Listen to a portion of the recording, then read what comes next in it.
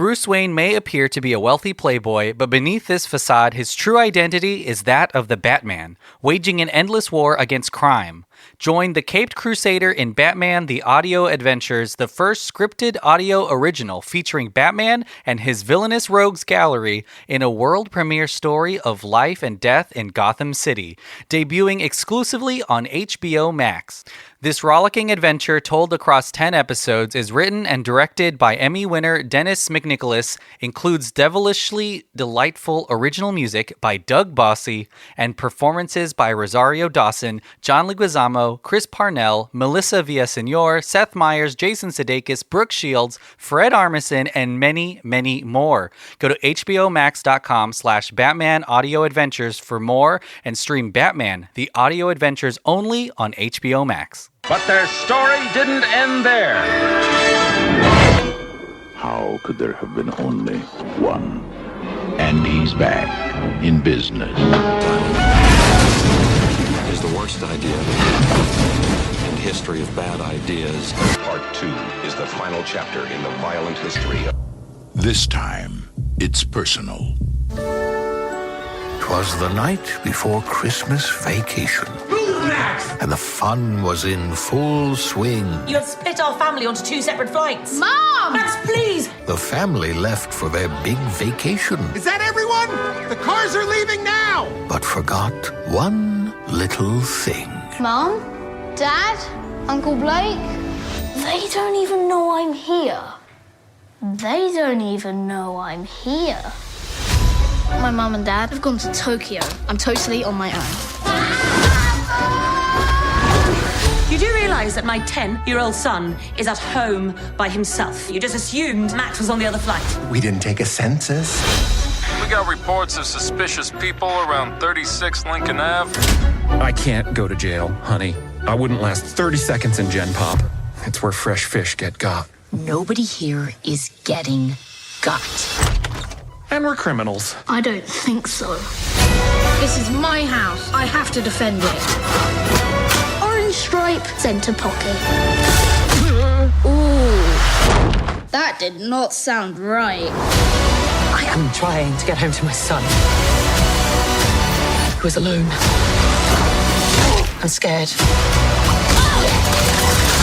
And he needs his mother.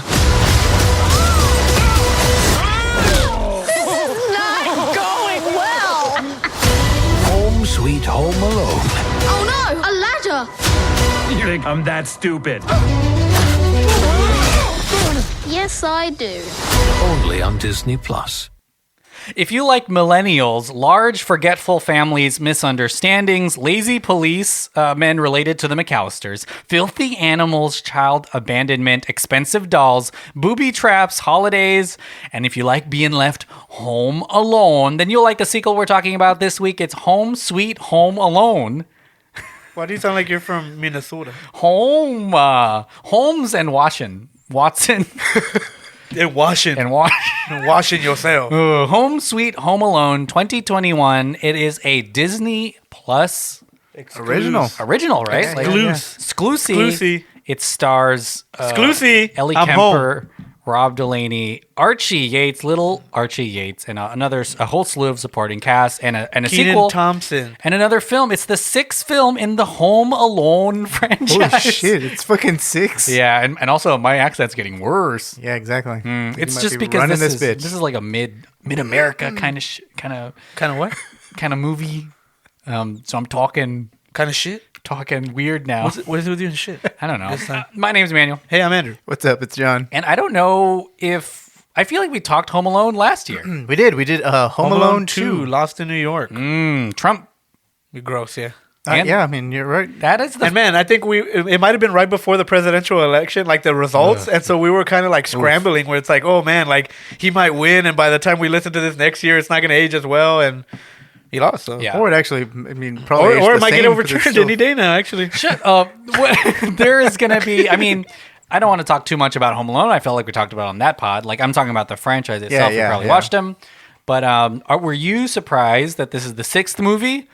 And that it seems like maybe this is going to keep on going every year. I think I was surprised. I mean, maybe now that I think about it, I did see like the other Home Alone movies like in a fucking Walmart video bin or something, like a clearance bin.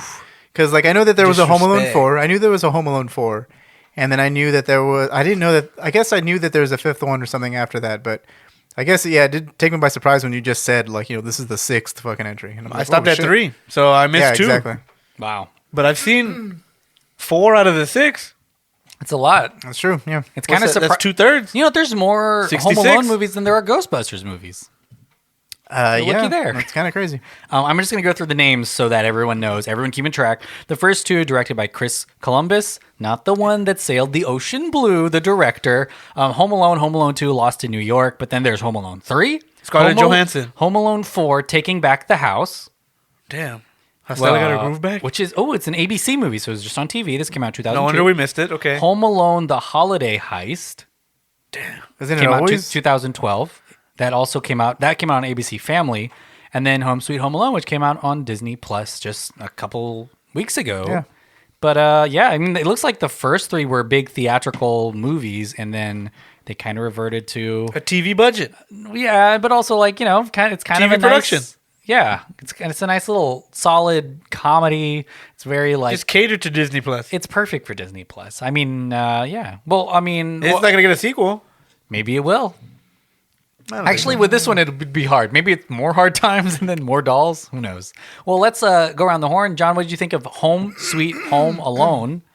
And I'll say this: on the poster it says "No parents, no problem." What is it? Okay. No, it sounds creepy when I say it. Yeah, I know. Oh, I was like, someone's gonna edit that one and take it out. John's got a yes and this. I know. No parents, no problem. Yes, and this is. Not what you made it seem to be. No, I mean, let me say it in a kid voice. It'll be less you're creepy. Going this like you're no parents, no problem. All right. So this movie was kind of weird. I guess like I was kind of digging it at the beginning since like the jokes are kind of firing off a little fast.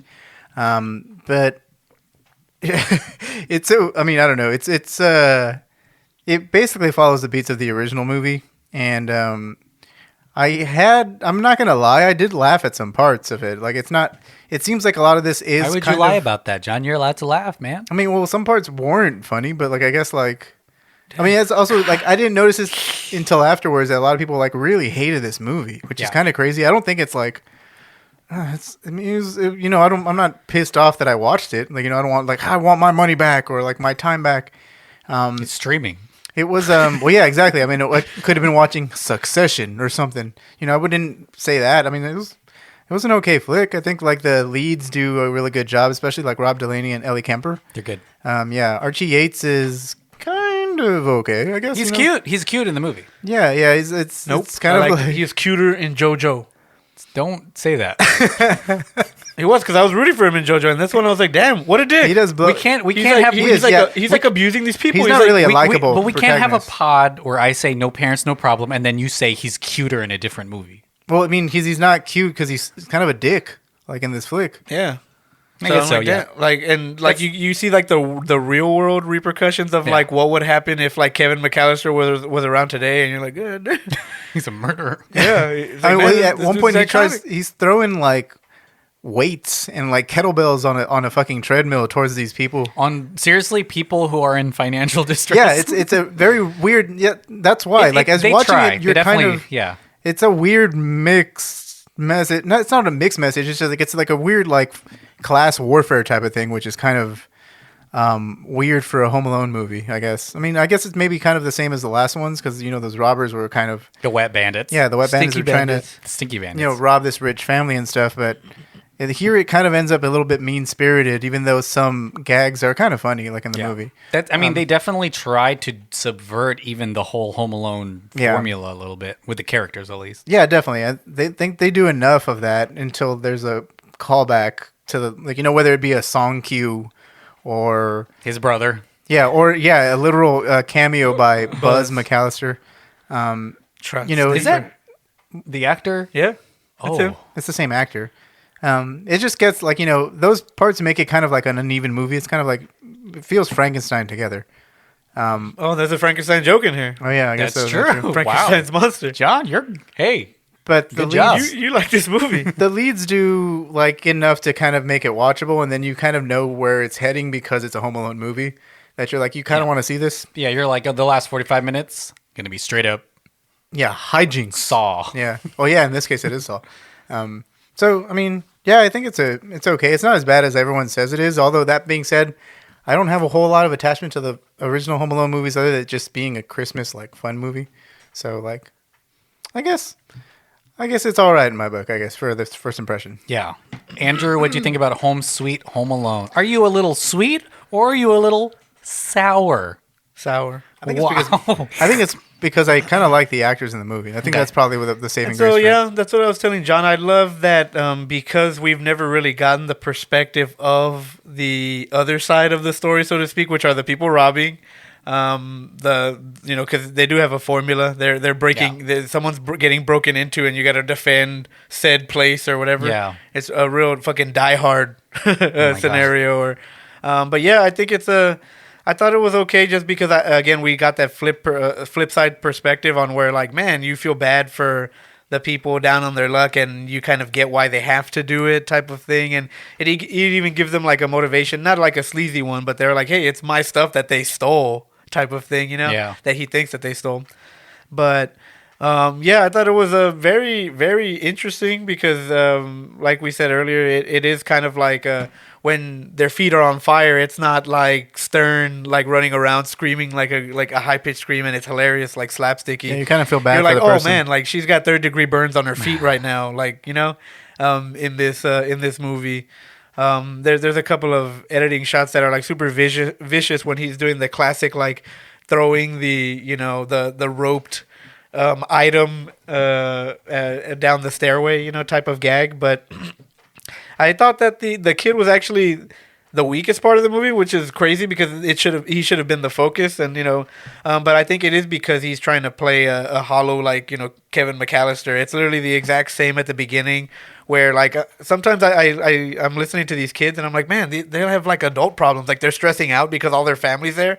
When I was a kid, I didn't even notice that, and it was fun because there are other kids and there's so much going around, and you have stuff to do and stuff like that. But as an adult, he's like smarter than the other. Yeah, kids which is a little bit odd. But I thought it was. I didn't think it was that horrible, like the way it's getting massacred online and stuff like that. And I get we live in an age where like people want to see the old Ghostbusters, and it's the Last Jedi thing too, where it's like, no, I want to see Mark Hamill do CGI flips. And fight someone or whatever, it's that type of thing where it's like, hey, why isn't Macaulay Culkin in this one? And you're like, what the fuck? Like, how would that even look today? Yeah. So I think it's a tough audience to please, especially because of how much of classics that the first two are, and the third one's okay, But yeah, I just think it's an alright movie. I think it's weird though because I think the original movies were kind of like geared towards kids, aren't they? Like, yeah, those aren't. So the kids relate. Like, this is what would happen if bad guys came to my house. I don't know if any kids can relate to this one. Yeah, it is a different. I mean, there's something about those Home Alone movies that seem kind of couched in the time period of it all. Like, you got Joe Pesci screaming at you. There's obviously no cell phones. I thought he was gonna come out at the end like Thanos and be like, "I'll do it myself." And oh my gosh, I mean, if you want your doll back?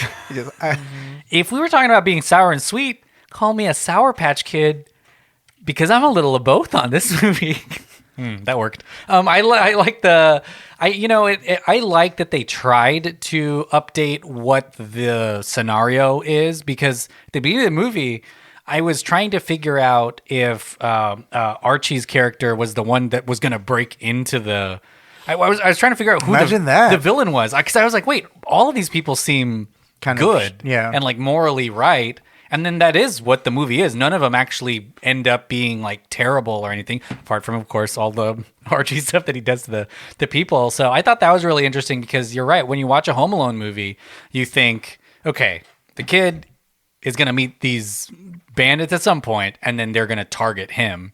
But it started to feel like the Ellie Kemper and Rob Delaney were the ones that were going to be the targets as the movie went on. Yeah. And then it kind of does this weird like reversion thing. But I like that they tried it. I thought that it was a fun movie. It pays those little moments where it does pay a lot of homage to the originals. There's like a new show that he's watching where it's a sci-fi. I guess. Believe you. Yeah, it's the same. But you gotta do better than that. There's even the same scene, and they update some of those moments. I mean, in the older films, when McAllister's mom talks to the airline lady, like they do what she says when she does full care and whatever. And this one, they don't care. They're like, it's 2021, get to the back of the line. Yeah. So I like all that stuff, which was really fun. I don't know if this necessarily...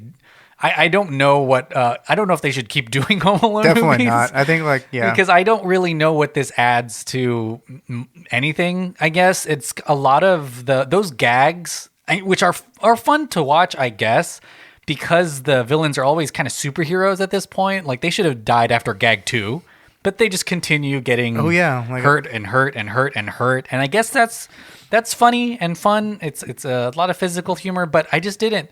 But Ellie Kemper and Rob Delaney were really like, I don't know, like you were empathetic towards their situation. So the whole time you're like, man, and these poor guys are getting and that's part of it. Tortured. Is that in the other ones, the formula has always been like they're bad guys. Like the people who are like are doing this are bad people. They deserve it. Yeah, exactly. And so like you're rooting for, and it's funny because it's happening to them. But Joe Pesci tells him he's gonna kill him. Yeah, he pulls out a gun. Remember, he's trying to put the gun barrel in his mouth and kill him. It's freaking crazy. You're like, holy shit! Like this is super dark. But and then in this one where you see both sides of it, and you're kind of empathetic to both sides and things like that. I think it's like super different. And you're appealing to a fan base because you're John's right. It's definitely not for kids. There's like a Scarface joke where he's just sitting there in like the thing, and you're like, in M&M's. No one says Scarface, but you know it's there, and only adults are gonna get that type of thing. But this fan base is already set in their ways of like expecting Macaulay Culkin and Joe Pesci and Stern. And that's like a joke definitely geared towards people who are over 30. And there are things and there are things like that multiple times in this movie where it's a one-liner, where it's like a sexual innuendo or something, where you're like, oh damn, like even like the millennial joke stuff, I don't see kids as getting where they're like, it's lit, and you're like, oh, that's so funny because it was like a forced like lit thing. So crazy, but I think maybe that's a flaw of the movie though, is if the fact of it's not aiming towards kids, it's a little too goofy and dumb to be for adults, if that makes any sense. Other than it's made towards a fan base that is obviously a hardcore. I don't think you're hardcore, but how hardcore can the Home Alone fan base be? Exactly. But that being said, to be honest, I say that, but I have a talk boy over there in the other room, like a replica of the talk boy. People probably hate it though, like this movie. Like they probably don't, because they didn't like Home Alone 3 or the other 3 Home Alone movies that came before this. Well, but how can you recapture what that was? Yeah, and you can't just Chris Columbus back in the fold. Yeah, that's the only way you can do it. I think we were talking about it on our first Home Alone pod. The farther away you get from this time period where you can leave a kid home alone. Yeah, the less like not even grounded, because who cares? These movies aren't grounded anyways. But the less the more stuff you're thinking about, as you're watching it. But I do feel like you're right. Like it is trying to do that 4-quadrant thing. A little something for daddy, a little something for mommy, a little something for stepdaddy. And I don't know if this is partially because we watched all these Christmas sequels last year, but I kind of felt this was closer aligned to the National Lampoon. Oh yeah, movie, more so than because Home that Alone. one was steeped in financial problems because you didn't get his bonus and whatever. There's even a scene in this movie where they talk about finances or like, the home is the people in it, not so much. And I thought that was really interesting because the first 2 Home Alone movies, they don't talk about money at all. You just knew they were rich as hell because the house is big and they're all going to Paris or something. There's also 2 really big things that happen in the story to me that are a little, I don't know how I feel about them. I'll ask y'all how you feel about it. And it kind of deals with the stakes and maybe just even like why anything is happening. But it seems like all of this happens because of misunderstandings and like overheard but misinterpretations of stuff they were saying. Does that make sense? And then at the end, the fact that he didn't have the doll the whole time and it was just, I guess, with their nephew, like those are 2 really big, like, whoa, none of this needed to happen. Like almost none of this needed to happen. And I guess it's fun, but I don't know. It kind of felt weird to be like, oh, when? I see that. I think that was kind of a little bit of a weird thing. Like I don't know. I don't know how I feel about it because it kind of just happened and then ended and then it was like, it felt very phony afterwards because of like, you know, everyone just got together and like, oh, we're all good friends now, you know, even though you gave me brain damage or something. Tried to kill you. Like, yeah. for literally just overhearing something wrong. Yeah. And so, you know, in that case, the movie is just full of idiots. Like, true. In a way, like, you know, it's not the smart, you know, McAllister isn't the, you know, in the other ones, he was like a, you know, the kid and kind of the smart one. And his parents seemed, you know, not too bright, but they were kind of smart. Everyone and they seems kind of dumb. Buzz was their son, so there you go. And I'm not sure, I got to rewatch the first couple ones, but I feel like they were ignoring him and you just felt really bad for him. Right. Because, you know, that kind of was established a lot. I don't know, Kevin McAllister was a little bitch too. He was kind of like, God, what a fucking jerk. But he had to learn through the whole thing that... And the arc wasn't as twisted as this one, I guess, if that makes any sense. So it's a big boo-boo. Well, let's talk about the things that work. I know it sounds like we're super down on the movie, but there are elements that worked for me, and maybe no one else, but I'll talk about the things that worked for me. I loved when it went into his imagination. I thought that was fun, and I liked that. That was different. Like... when he imagines talking to the police officer and his mom's in jail, or when he imagines that the old ladies are buying him because that's like what he overhears. I thought that was funny. I thought that joke was going to turn like dark, like of like selling this kid. And I was like, oh my God. And then when I saw it, I was like, oh man, this is pretty It's kind of funny. I thought that was a fun update as well, but was there anything else that you guys kind of liked? I love the music. I know that sucks, but just like me and John were talking about, like when the main theme song comes out, where she starts to see all the memories in the house. Yeah, I got super like emotional. Just like, you know, it's one of those things where it takes you back.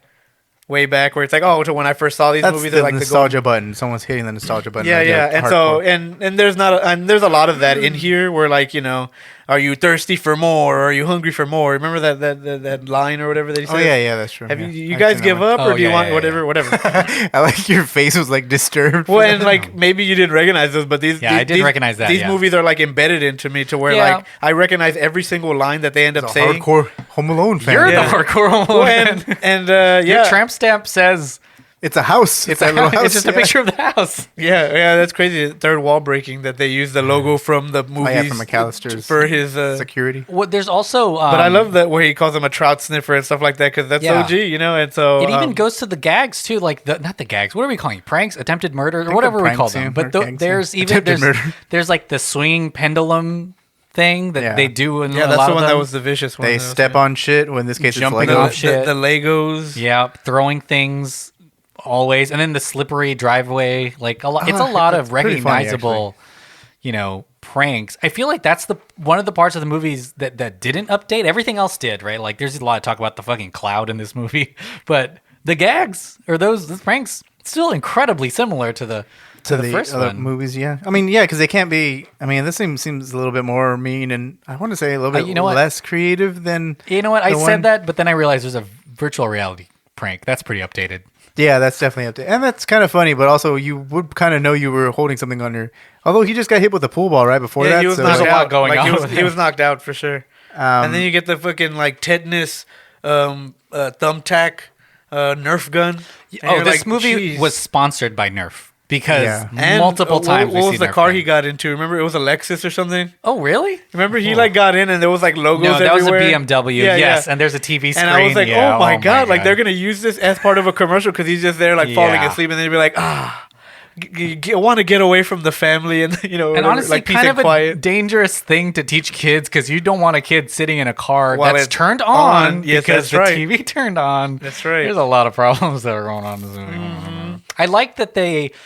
Here's the thing, too. I mean, I love the main actors in the movie. I love the cameos. I love the cameos, but a lot of the cameos are really funny actors. They get tiny but roles. Yeah. Pete Holmes is in this movie. Andy Daly, who's hilarious, is his dad, but doesn't have a single... Jim Rash. Really talk much. Jim Rash is funny in Kenan Thompson. Kenan Thompson is that funny real estate lawyer. Chris Parnell. To be Chris Parnell. Like, I love it, but I was like, man... They're not doing anything. They're not doing much. Yeah, I was like, all these actors are so funny, and they've got like tiny non-speaking roles. That's where I told John that I could tell the budget was apparent because what's the guy Jerry from Chris Parnell? Yeah.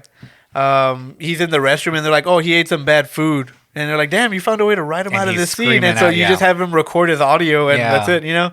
and other little spots like that. Well, this movie was written by a guy who was on SNL. SNL, yeah. That gag with the Mentos things was dumb as fuck, though. Mikey Day. But Mikey Day. The Mentos gag, you said was dumb? I fucking hated it. I kind of wrote a little bit of some of the gags. We talked about the treadmill already, the trampoline and the ladder thing, which I thought was the fire stuff was kind of funny. The VR stuff, the fire stuff. I like the way they break into I thought it was funny when they broke into the wrong house, like where they were trying to break in, because there's there's bathroom humor in it, Yeah. like there's like a fart, and they do that classic editing thing where it's symmetrical, but it's not actually what. Yeah, they almost drowned though, and you're like, damn, it almost got real serious.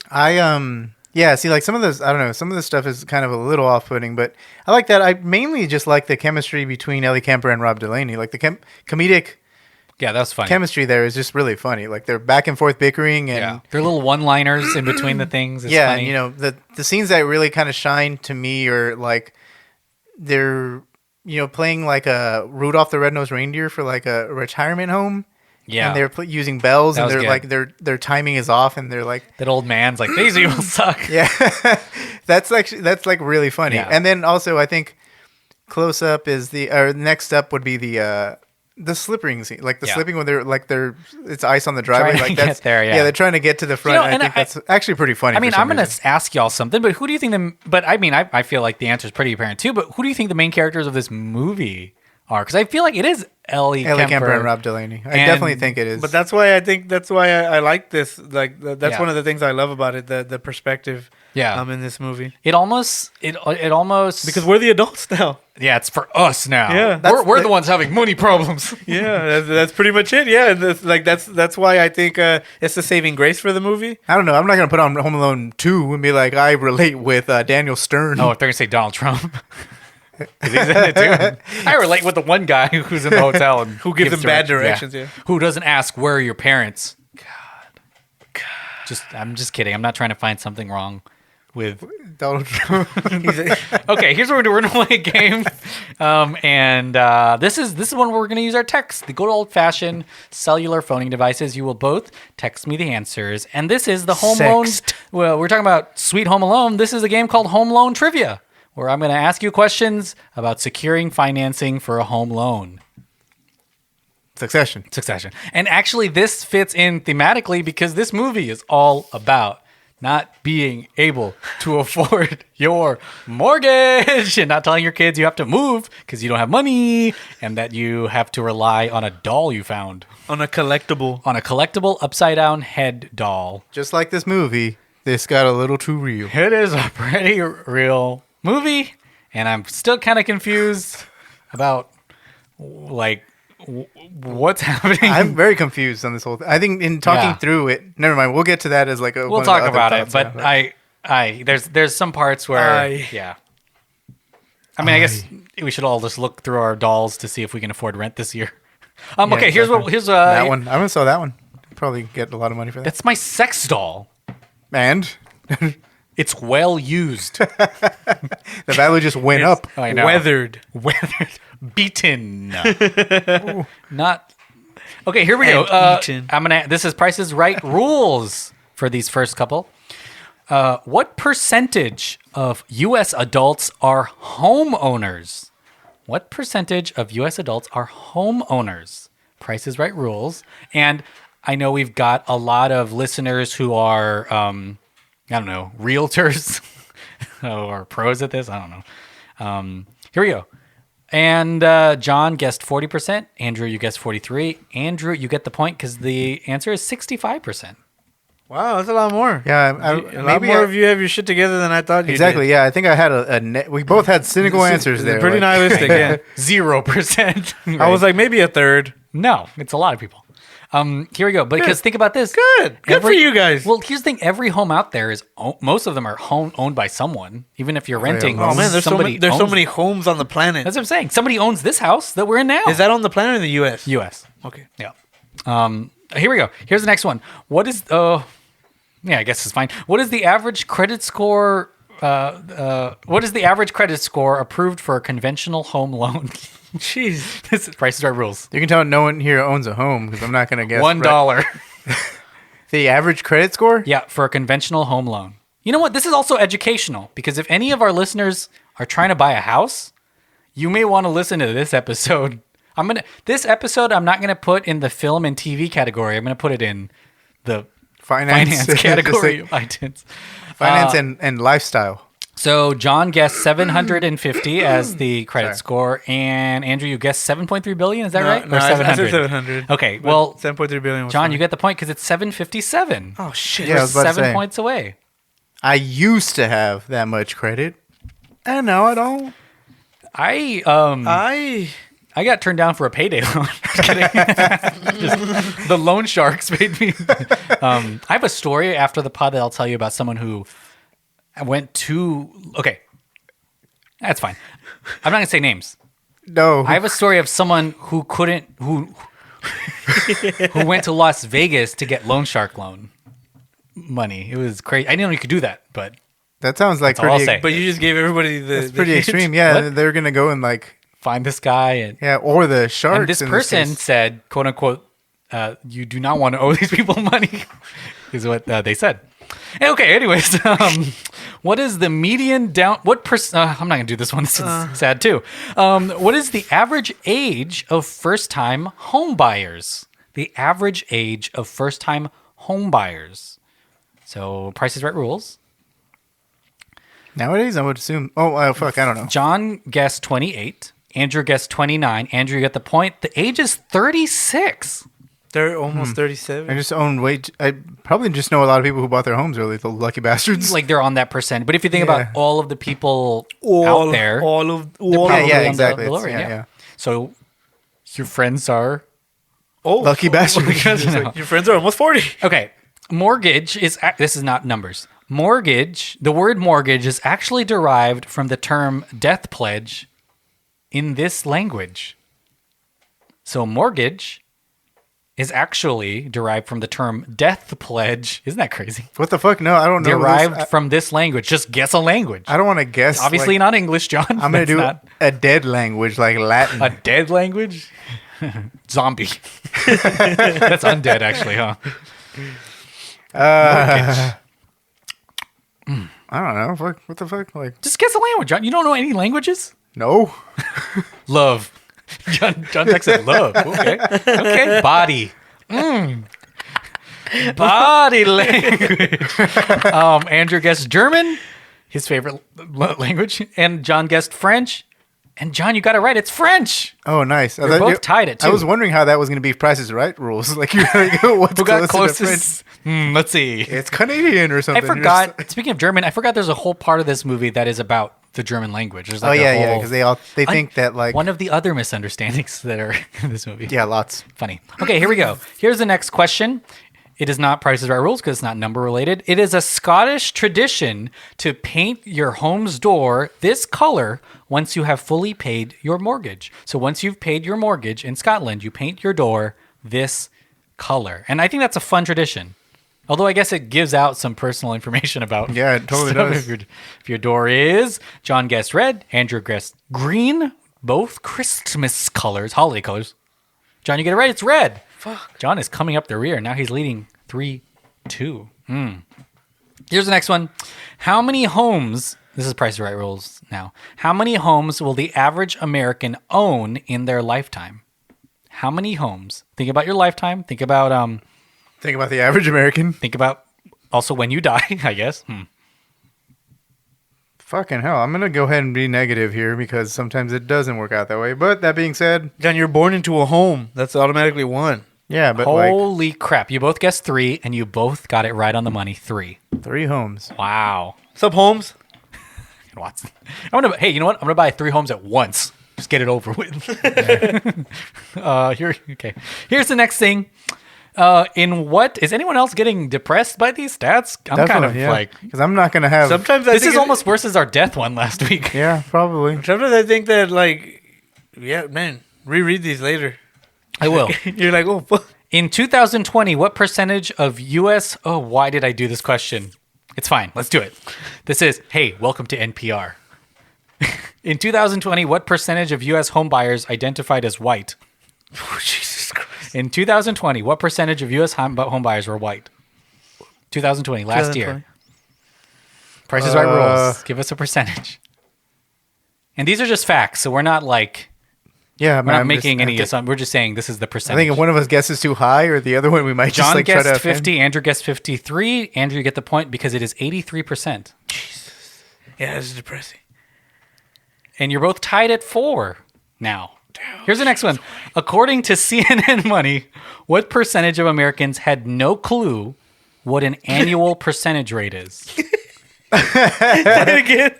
According to CNN Money, what percentage of Americans had no clue what an annual percentage rate is? This is actually a red flag, I feel. Andrew guessed 70. John guessed 69. Wink, wink. So Price is Right rules, you both went over, so no one gets it, right? Because the answer is 33%. You both are people are just out there dumb. Yeah, I mean, yeah. Okay. Final question, and here's the thing. Tiebreaker. You're both tied at 4. Here's the final question. Do we get a new house after this? Yes, you do get a home, but it's not. Wait, you don't get a home. Wait, hold on. Which is the one? There's a lesson in this movie. What is it? Like a house is not a home or something? The home is where the heart is? So you'll get a house, but no one will be in there, so it's not a home. I guess that's still good. It's still a free house. Damn. All right, whatever. Here we go. This is Price is Right. A house can become a home. In the last 10 years, how many people have moved to Texas in the last 10 years? How many people? How many human beings? What the fuck? I'm not counting animals. 2. As long as you don't go over. How many people have moved to Texas in the last 10 years? And here's what I'll say: Texas, where the pod is homed, is the number 1 destination in the United States. And boy, do we feel it! There's so much traffic now. I shot so high. John shot high. He's shot at the ceiling. It's crazy. He got that kind of distance. 8 million is what John guessed. Andrew guessed 1 million. The correct answer is 4 million. So Andrew, you get it because you didn't go over. Price is Right rules, and I win. Home loan in the last year, just in 2020, 500,000 people moved to Texas. That's a lot of people. I don't know how I feel about that, but hopefully you learned a little something, listeners. If you didn't skip past this or turn it off. Yeah. There's a lot of things to digest. That was the most real part of our podcast. But we also did a death one that we ended early last week. I don't know if you remember that one. That progress. The games are getting better. That was just a little bit more depressing. Yeah. You're just like we went from like games about butts to games about death and literally money. Yeah, because like the death one is like you're doing 1,000 ways to die. You're like changing the names and you Hey, it depends on the movie you both pick. Okay, you pick a movie about homes. We're doing a home. Why can't you do like an alone? Oh, never mind. An alone. That's thing. Worse. Yeah, you're right. An alone trivia. Damn. Well, next week hopefully we do something fun, right? Like a VeggieTales movie or something. Yeah, exactly. All right. RoboCop. So like some robots. You could have done a Christmas. Cops. You know that I'm going to pick the cops if we do that one. So there's not one out there. Okay, let's talk about this movie a little more. Was there any... I guess we already talked about the gags. Yeah, I knew this was going to be a short one. The movie itself is a tight hour and a half, which I think is good for this movie. You're right. I did see that, and I was like, damn, a lot happened. It's tight. In this an hour 30. The pace was like so quick. That's it. What else did I like about this movie? Not very much. It's just very... Shit. I mean, it's like kind of... Okay. Yeah. I mean, it's watered down. It's okay. It's like... It's forgettable in the sense that like, you know, one of the Terminator sequels are forgettable if it's not T1 or T2, if that makes any sense. Like, hey, I recommended this movie to my mom because my mom loves that slapsticky Three Stooges like type of like humor. Yeah, and so she's probably going to laugh. Yeah. And I suggested it to her because she loves Home Alone. And what I'll say, this isn't like... She calls it Mi Pequeño Angelito, which is what they call it in Spanish. I'm not defending this movie at all, okay? I'm not. Sounds like... But... Oscar. Show me. No, but I will say that the movie began production in late February 2020. Does everyone remember what happened at that time?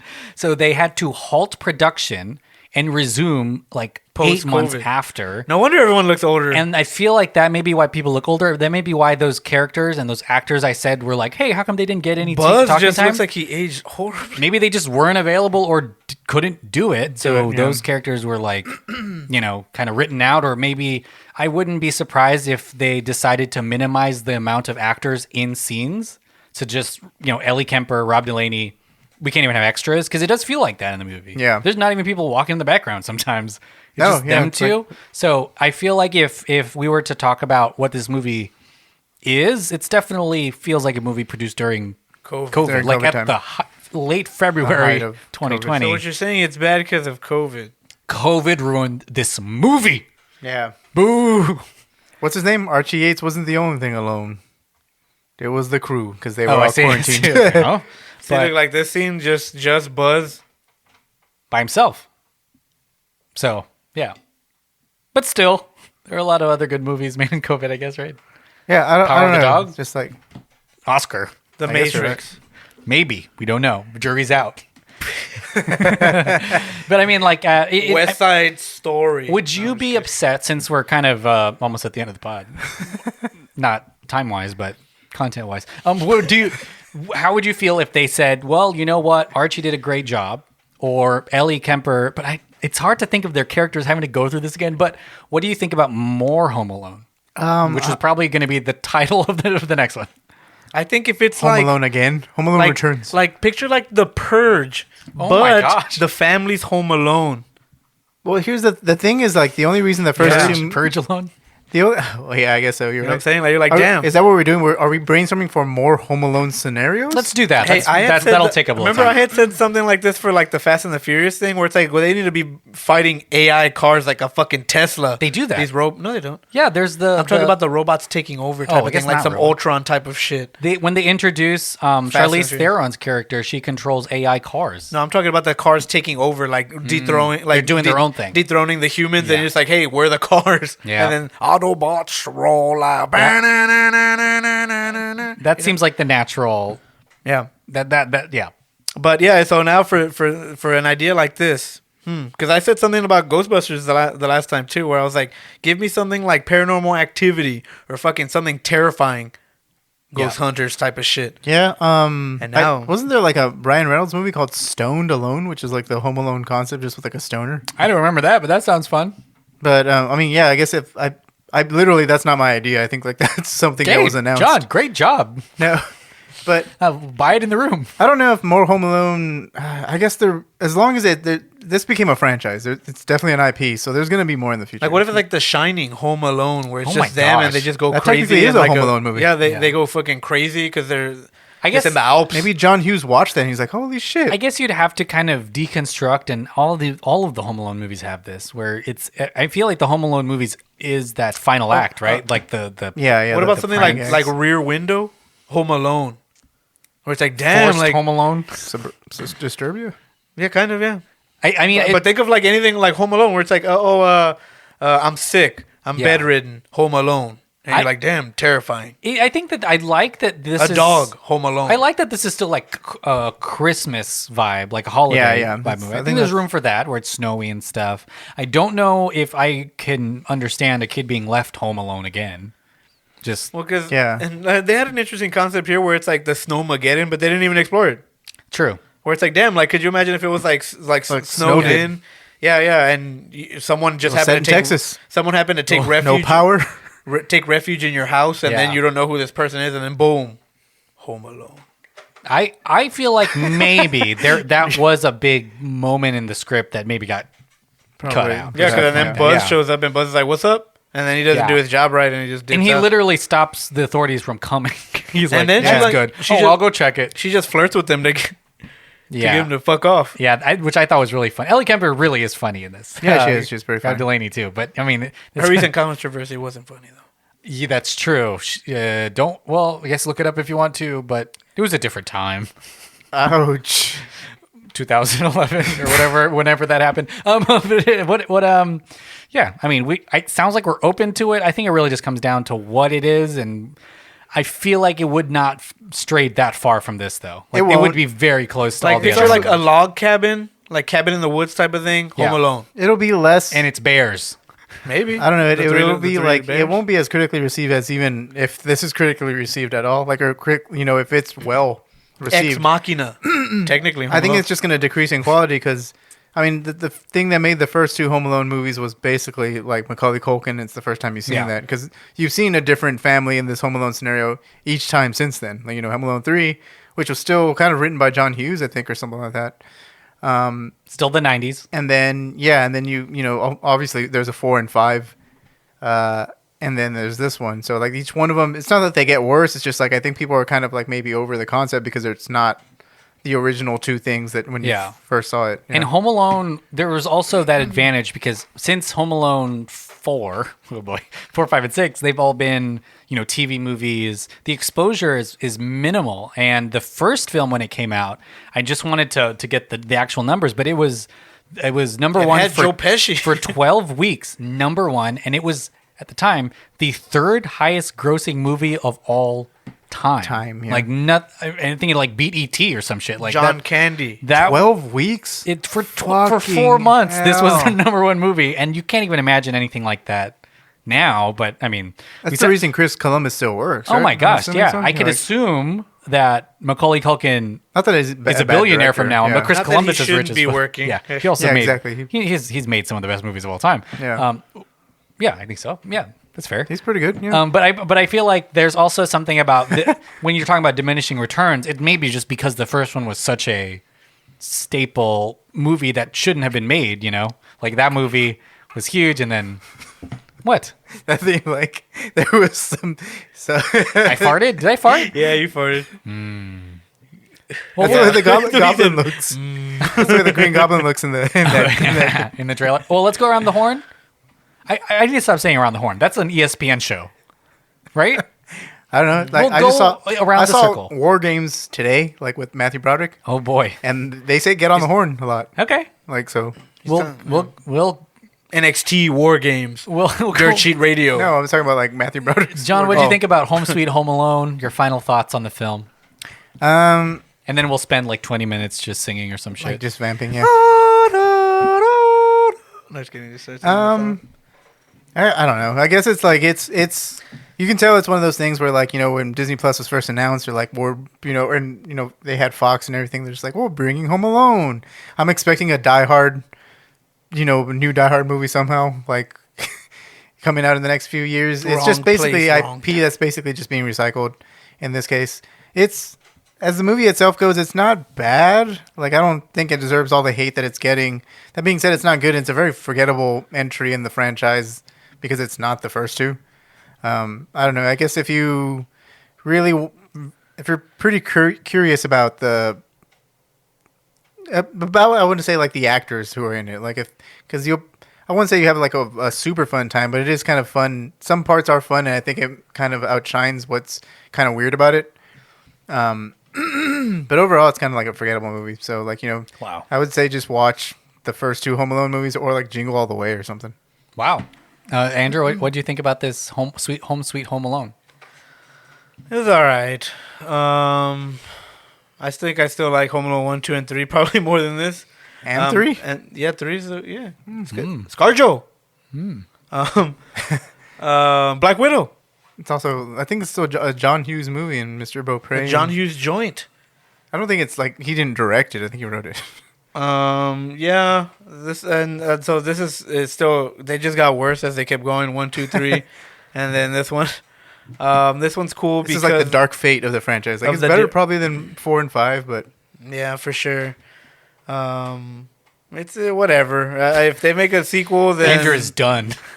I mean, it's on Disney Plus, so if you ran out of things to watch and you want to get in the holiday spirit, then yeah, go ahead and watch it and put it on and. You can make holiday cookies or focus on something else in the background while this is on or whatever. You're saying don't give it your full attention. Yeah, for the most part. Because then if you overanalyze it and you compare it too much to the originals, then you realize you're like, oh, why am I watching this? Because it sucks or whatever compared to that stuff. So, yeah, it's fine. It's in the very unlikely scenario that someone's doing a Home Alone binge. Yeah. Watch 1, 2, 3, and then this one, and then that's it. Yeah. Yeah. Are the other 4 or 5 are those on the? Who those cares? are probably on Disney Plus, right? Don't even watch those. To understand this movie, you need to watch them all in a row. I'm sorry. I'm just kidding. If you haven't seen the first two, then you're not a real fan of Home Alone, in my opinion. Actually, that's pretty true.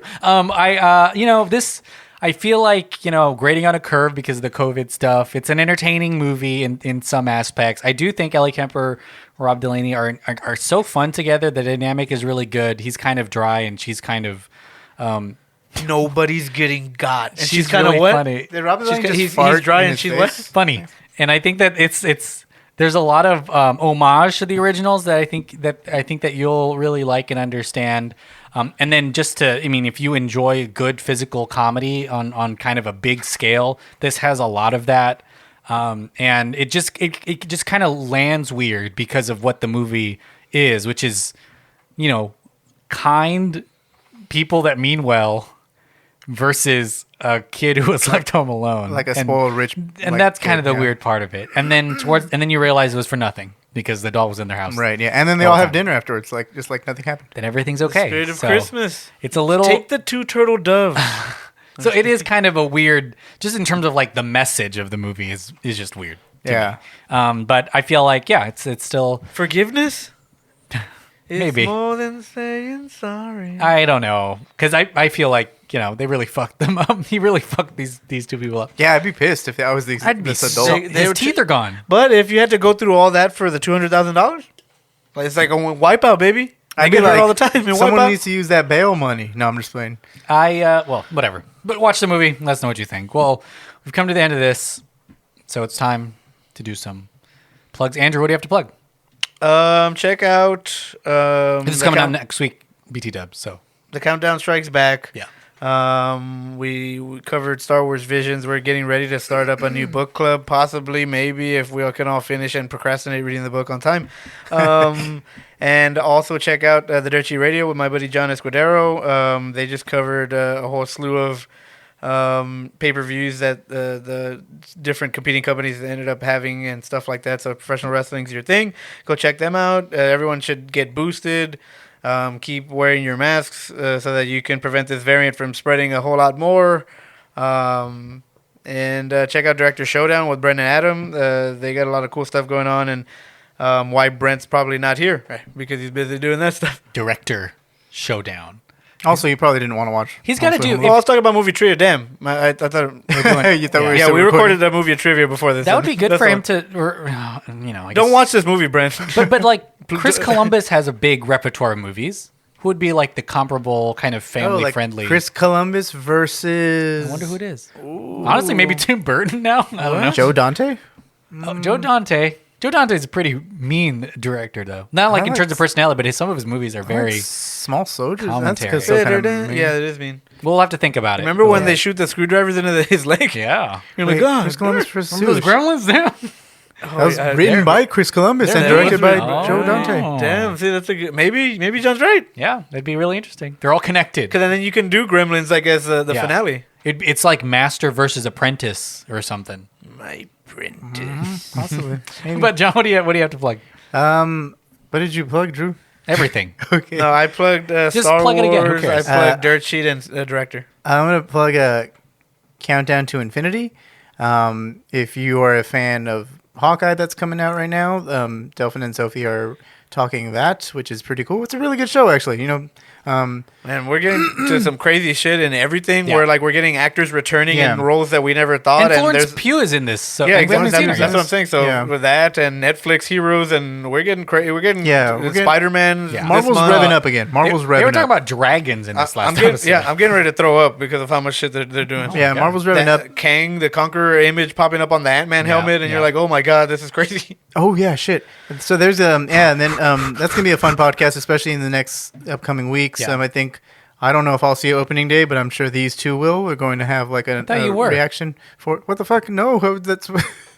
I wish, but maybe we'll see. I mean, I don't think I don't have a ticket, and I'm sure like everything on that Opening Day is done. Much like Indiana Jones in that balloon thing. Yeah, I'm about to get punched out. Yeah, punched out of the, what is that? The Hindenburg that's there or something? I don't think so.